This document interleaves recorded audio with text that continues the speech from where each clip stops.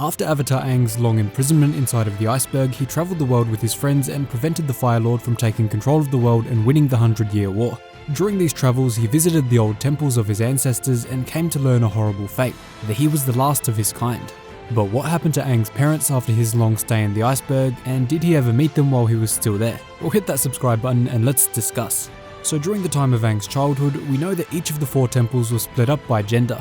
The female air nomads lived at the eastern and western air temples, while the males lived in the north and south ones. This meant that it was actually pretty hard for Aang to ever find his parents again, and they themselves probably never saw each other after creating Aang. This leaves us with 2 main possibilities. The first is that the air nomads had a yearly or monthly tradition where the members of both the male and female temples would come together at one location and create new air nomads. This makes sense because the air nomads were big on tradition, and turning something like this into a yearly event could be a tradition that goes back hundreds of years. The other possibility is that the air nomads from all of the temples simply roamed around and visited ones that they did not live at, giving them the chance to meet the others there. They are called the air nomads after all, so this is definitely not out of the question.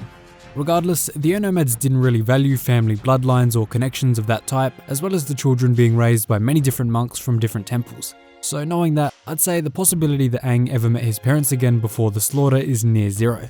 Although we do know that Aang did travel to some of the other air temples in his short life before the slaughter, so he may have actually spoken to them, but without either of them ever knowing that they were related. Because of how the family system worked for the air nomads, this probably happened a lot, to be honest. Now this brings us to the part which we all knew was coming, but we didn't want to be true. As of the current canon, we only know of one other airbender who survived the Great Slaughter by Firelord Sozin apart from Aang, and anyone she saw in the wild, she killed, leaving the only known airbender left to be Aang.